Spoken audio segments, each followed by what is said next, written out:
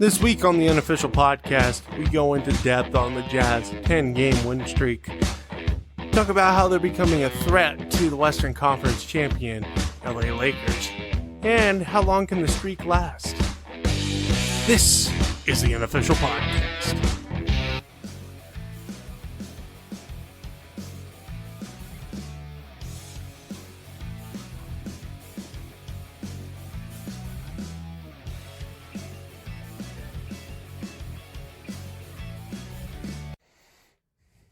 Welcome, one and all, to the second episode of Season 2 of the Unofficial Podcast. I'm your host, Dallin Smith, and we don't got much to talk about today. We got some things to talk about today.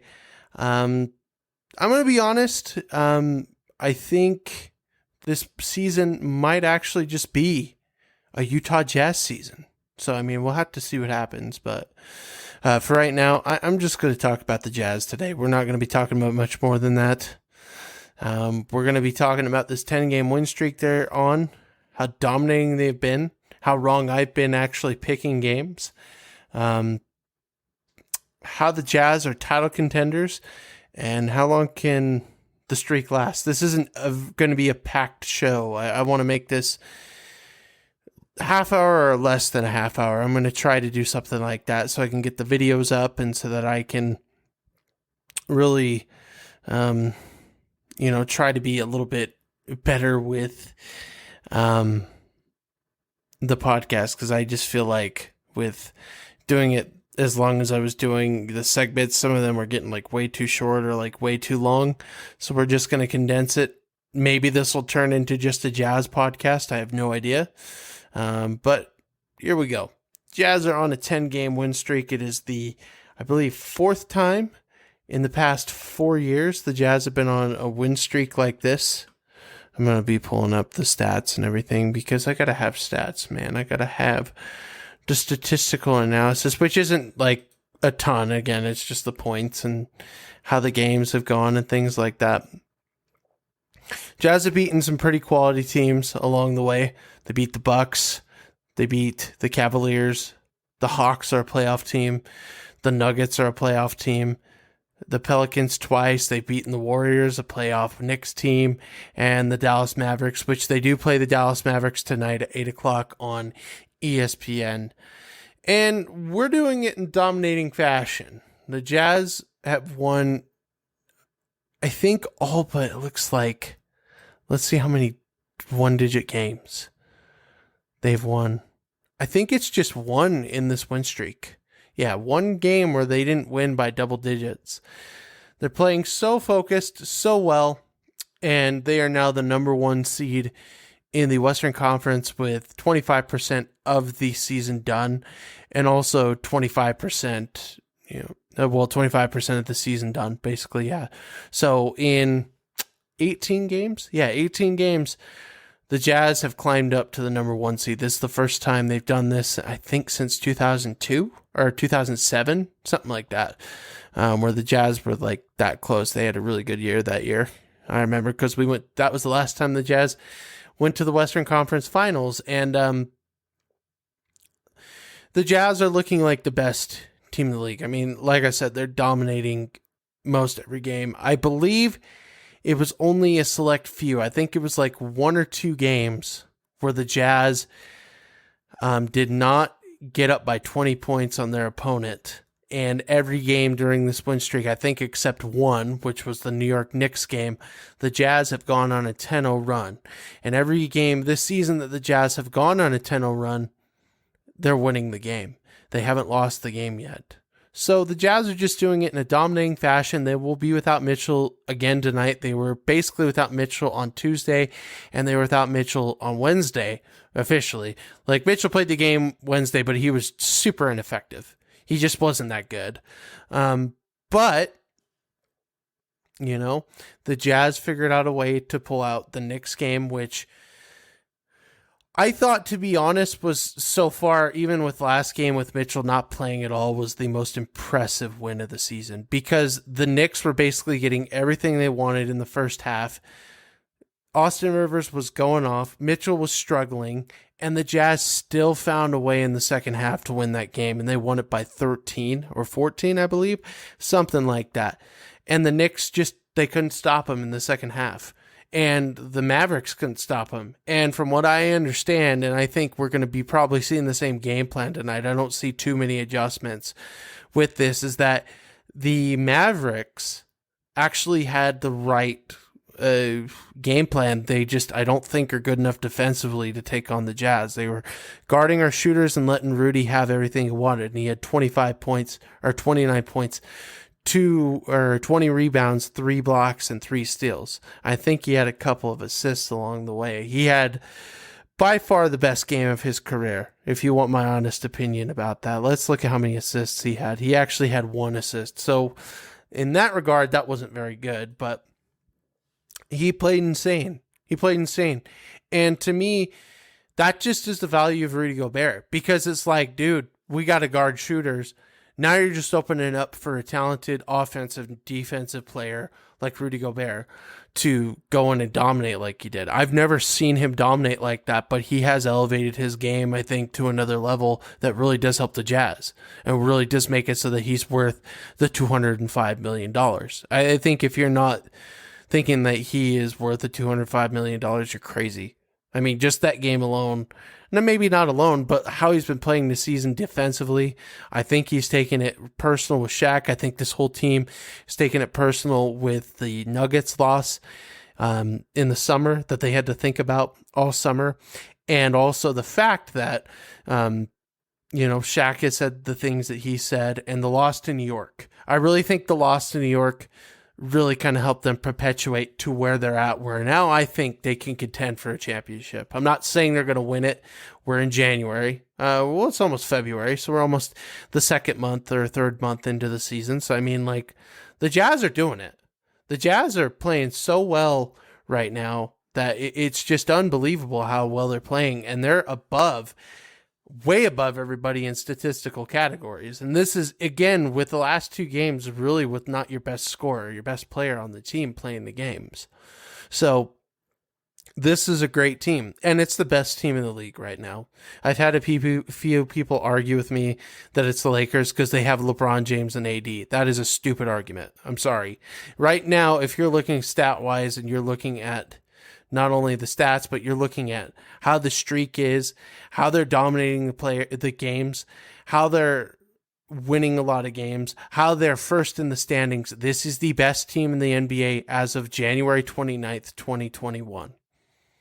So, and next week it could change. I never said it could change, but look, man, I'm making a bold statement that I think the Jazz could easily, and I said this last week, easily get that first seed. And the Jazz getting that first seed, I think it's a lock to get them to the Western Conference Finals. I don't know the NBA Finals, but when the Jazz have gotten to the Western Conference Finals as the first seed, they've gotten to the finals. And it was both times they've gotten to the finals. So, I mean, look, man, the Jazz are rolling right now. I see them losing at some point, but I don't know if it's going to be soon. It could be tonight. But I think if they lose, they'll figure it out, and it could be a couple of losses, but then they'll pick it right back up. I really do. I just think this team is so loaded with weapons. They're playing focused. I don't think a loss is going to bother them like every other Jazz team has, and I think the Jazz are just going to keep doing what they do. We got a tough one Sunday, and I think that's going to be the toughest test they've had. I've already given my preview on it, but if they win tonight and they win on Sunday, we could see the Jazz really holding this streak up to probably 14, 15 games. And that's the longest they've had in the history of the Jazz. I think 15 is the highest this organization's had as a win streak. And if you could beat that, maybe even get up to 16, 17, maybe even 18, because I don't see it going past that point. I think at that point, because we're going to be playing the Clippers, we're going to be playing the Sixers, we're going to be playing the Celtics, we're going to be playing the Lakers, it's going to be tough. I do think that Lakers game, I think the Jazz have a really good shot at winning that game. I think the Clippers are going to take one. I think the Jazz are going to lose one at that point. But I don't know. That's the thing. This whole season has been crazy, and why not the Jazz? Why not the Jazz? And so right now, to me, I think they are title contenders, and I think they are contenders to go take out the Lakers in the West. Not necessarily take them out in the playoffs, but I do think that they have a really good chance of beating the Lakers and getting a first seed. I think that would be the ultimate best. But if they got a top 3 seed, I think they still have a really good chance to go to the final or the Western Conference Finals, because I think the Lakers, if the Jazz get second or third, are going to be first. But we'll see what happens, in February. We got a couple days before February comes up. If the Jazz can hold ground till the 9th, till after my birthday, or till the day before my birthday, then, a lot can happen there. But I think the Jazz are title contenders simply because I think they have a really good team. I think they've got a good camaraderie around them, and they've got an excellent coach, and they've just got that focus. I think the Jazz early on in the season, I think their offense was running perfectly to perfection. I think this whole season it has. Here's the issue I have, and you could see it in the game last week, or on Wednesday, when the Jazz had it won. It's not a question of making the jump shot that's wide open. It's a question of, are you going to make this jump shot wide open with the focus that you have? See, there's the difference. I look at the Jazz playing the Knicks, and they just didn't look focused at all in the second half. They thought it was won, and they just let it go. Then you look at the Knicks game on Tuesday, and they were coming from behind, but there was just that little extra focus that they're putting in. And I think at the Jazz, and I think they can do this, do a really good job of actually continuing to stay focused, execute their offense, play really good defense. Then I think the Jazz are going to have a really good shot at the title. But that remains to be seen. The problem is we're 25% through the season. But at this point, usually when you look 25% into the season, you know who your top 3 is and who's going to be fighting for that top spot. You know who your 4 through 6 is and who's going to be fighting for those spots. And I think right now that bodes well for the Jazz. I think the Jazz will be able to get that top 3 seed at least. And then I predict that if they continue with how they're playing, again, even with losses, if they decide to go, man, you know what? We lost the game, but we're not going to care. We're going to get them next game. They go get them next game, or in the next couple games or so. Then the Jazz are going to be good. The Jazz are going to be set with a pretty good record. I could see them winning. Somebody said they're on pace to win 55 games. If they win 55 games, I think that's enough to get that first seed, because you lose 17. I just don't think, because of how stacked the West is, that's plausible for every team. I don't think even for the top 3 teams, because again, the Lakers are going to have to face the Jazz, and the same with the Clippers, and the Jazz are going to have to face the Clippers, and same with the Lakers. So, I mean, it's all going to balance out at some point. We'll just have to see what happens in the coming months. And again, tonight's going to be a tough game, because even without Donovan Mitchell, they did destroy the Mavericks last game, but to be completely honest with that, the Mavericks are going to make adjustments. They have a really good coach. They have good players. And actually, Doncic was actually pretty decent in the last game. But here's what I think also the Jazz have improved defensively, why I also think they're title contenders. They are taking these star players out of the game. Penny Hardaway was by far the best shooter on their team last game. But if I look at Luka, he got his numbers. He got most of his numbers. Let me pull this up really quick. He got most of his numbers. He had 30 points, 6 assists, and 4 rebounds, which actually isn't his numbers for assists and rebounds. And I'm just talking offense. It just seemed like he wasn't effective. It just didn't seem like it. Like Jordan Clarkson's jacking up 21 shots and he gets 31 points. And Luka Doncic, I think, is taking less shots. He just looked not as effective. And the Jazz have been doing that to their star this whole season. Like, look, the perfect example is the streak starter, which was against the Bucks. I mean, Giannis Antetokounmpo was scoring like crazy, but it just felt like he wasn't as effective, even though he was doing everything that he normally does. I think he had like 37 points or something like that in the game, but it was just, dude, they're taking care of it. And I think they're not worrying that the star player is going off. I think they're just trying to play their own game. And that's the key. There was a podcast that I've come to watch. It's called the Pick a Side podcast. They had a video where they said they don't know how far this team can go. They think that they're a second round loss at best. And I convinced them kind of otherwise. They talked about the Jazz after on a video today. I recommend going and watch it. I might put it in the description of the video that it's in. But here it is. It says, are the Jazz a legit threat in the Western Conference? It has 48 dislikes and 26 likes. Now that's bad because this isn't just Jazz fans that are attacking this thing. I don't want to hear that. Don't you play the ad, you dumb thing, on my video.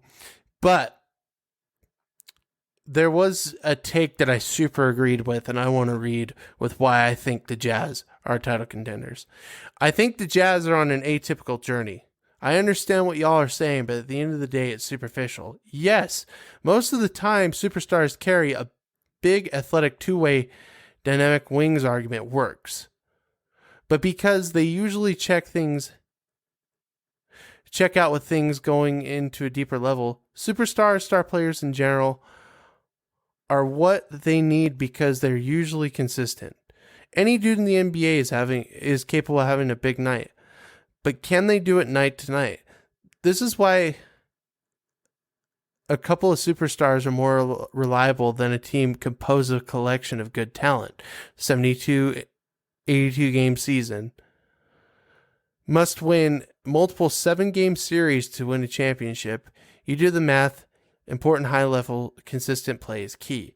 The question is with the Jazz, is it possible for a collection of talents based around a star or two that on top that has a good role of players, sorry, I may not be reading this right, around a star or two, on top of that has good role players and depth?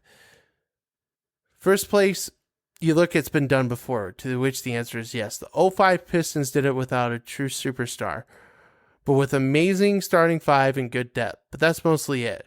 So it is a possible way to do it. It's not remotely close as being reliable, but the word again is as the normal method. This is why when I hear y'all saying not enough firepower or they still need pieces, they have more than enough firepower and they have more pieces than any other team in the league. What they need to learn is how to maximize what they got and make it more reliable because they ain't getting more pieces. They are tapped out and the firepower isn't the problem. They are the best collection of shooters in the league. They have 4 options that can get you 20 plus points at any night. And they have a top 10 defense. The question is, can they stare down LeBron in a contest of wills and not wilt? It is possible for a collection of talent to win a championship.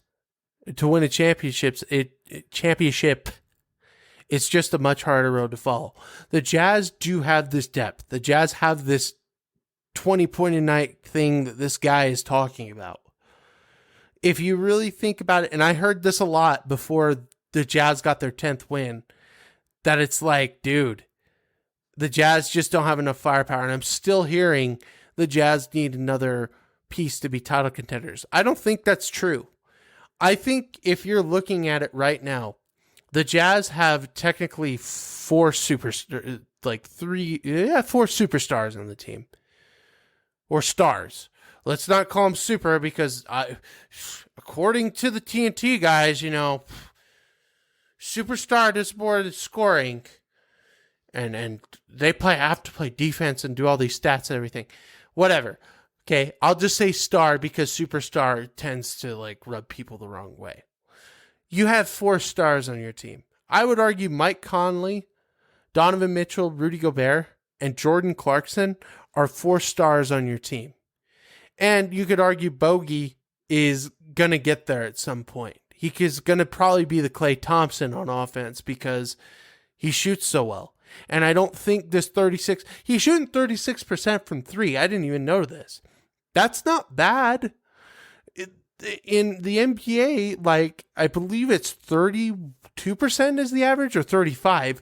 So it's 4 to 1%, 1 to 4% that he's actually better than the typical 3-point shooter in the NBA.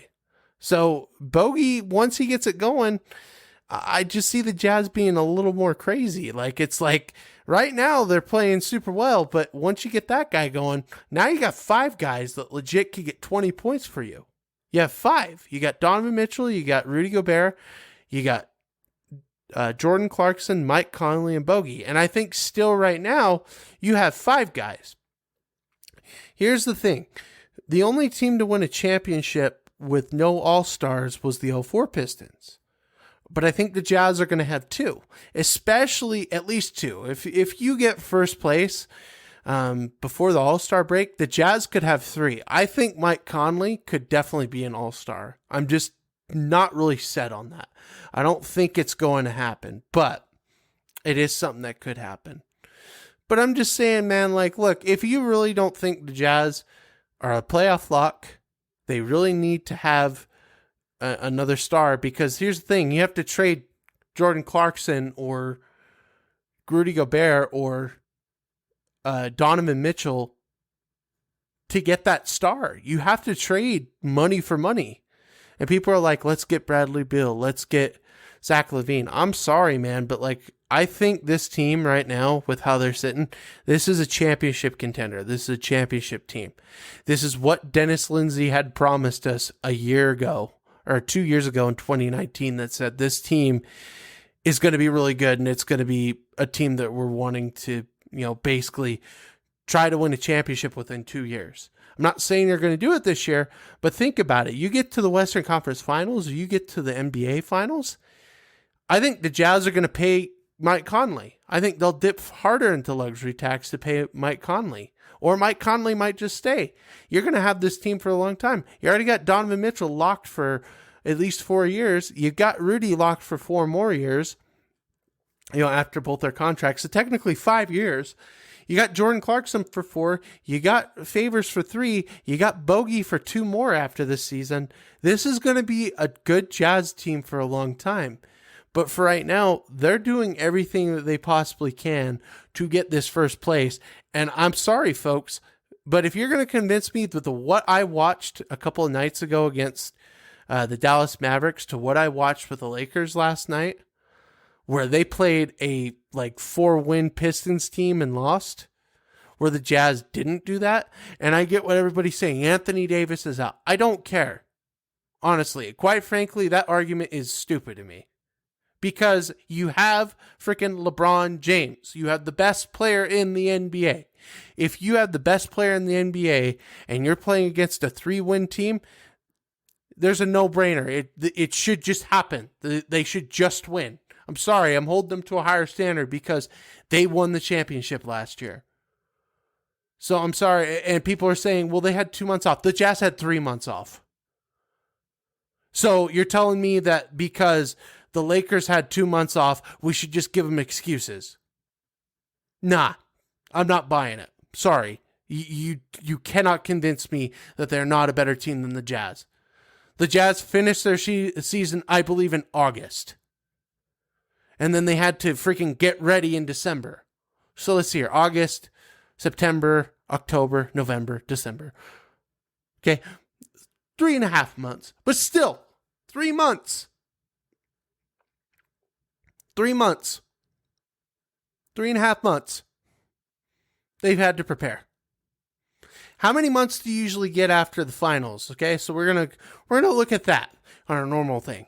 Okay, let's just say it was normal. Let's say the Jazz actually went to the finals one year. Okay, June, July, August, September, October. 4 months. 3.5 months, I guess. I guess they got a typical thing for what it usually is. But I'm sorry, I'm not going to make excuses for the Lakers. Because the team I saw last year, and if you would have asked me last year, I was correct. The Lakers were the best team in the NBA and they won the championship. So again, I say, if you are really seriously going to sit there and say, well, they didn't have Anthony Davis. Oh, well, they had 2 months off. I don't care. Sorry. It's not my fault that LeBron decided to party for the 2 months and didn't get ready for the season when you had Mike Conley and Donovan Mitchell doing 2-a-days trying to get ready for the season this year. Yeah, blow your argument out your butt. That's not an argument to me. You have some of the best collection of talent on your team, not just LeBron and not just AD. Win that game. You should win that game in dominating fashion because were a 3-win team, I think, going into last night. Let me actually check. They were last place. The Pistons were somewhere in there. They're second to last. They had 4 wins. Excuse me. Now they got their 5th against the Lakers.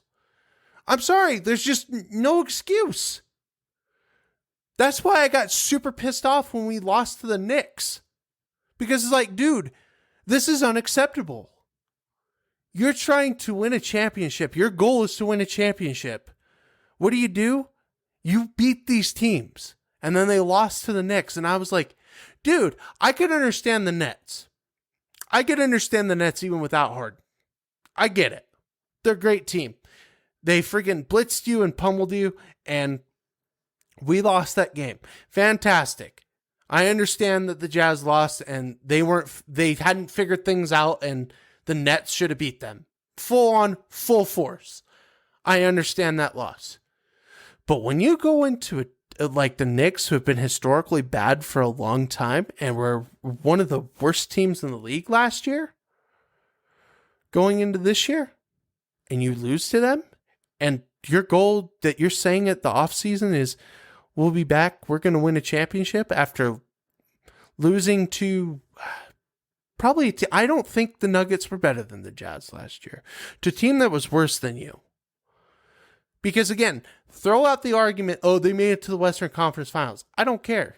I don't care if they made it to the finals. I think the Jazz would have done the same thing. I don't think the Clippers were that good. I honestly still don't think the Clippers are that good. And I still don't think the Lakers are that good.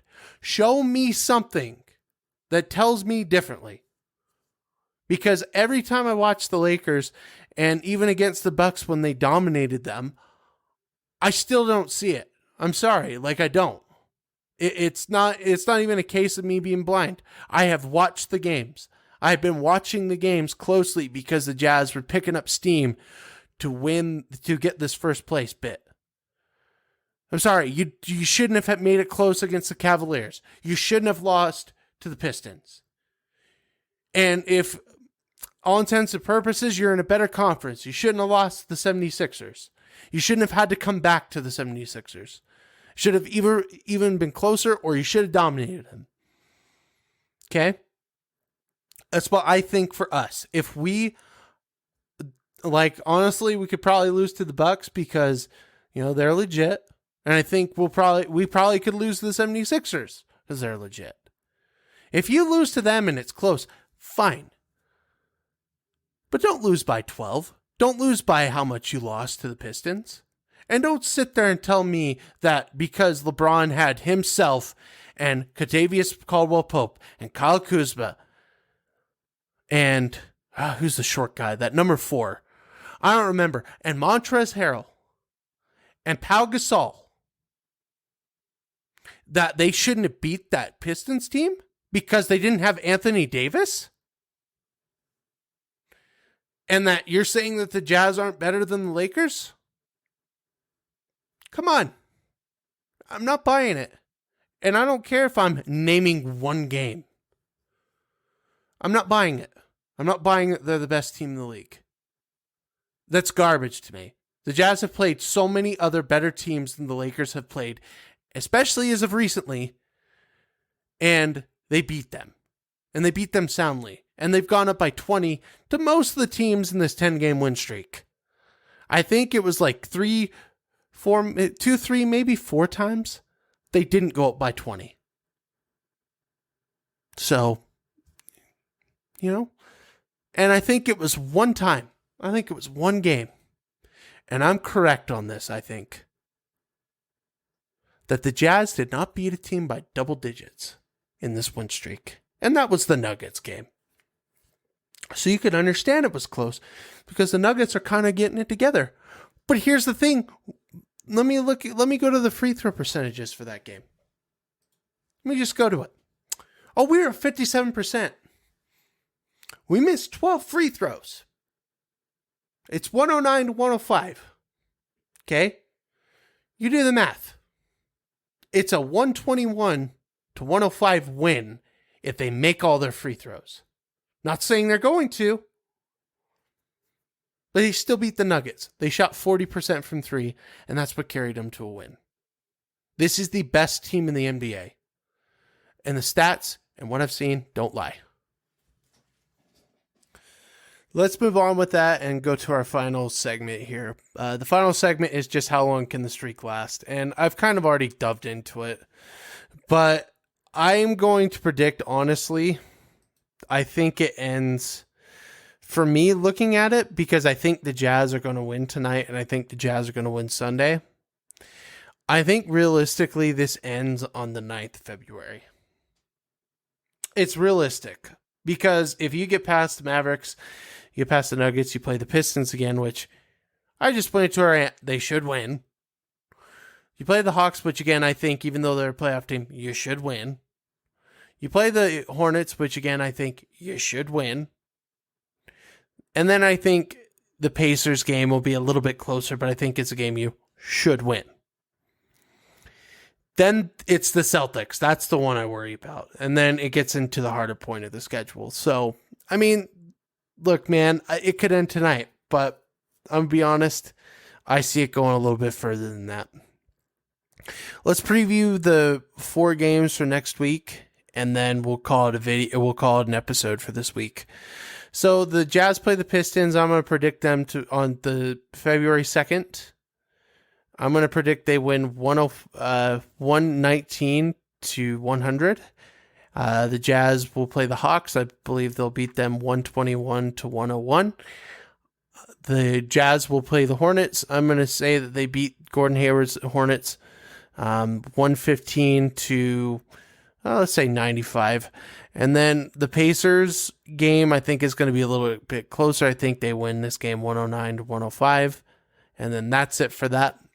Next week, we'll talk a little bit more about the Jazz, see where they're at, maybe talk some college basketball. I don't know. Probably not. And we'll just see where the Jazz are at. Enjoy the game tonight. Enjoy the Nuggets game on Sunday. And I'll see you guys next week. Bye, y'all.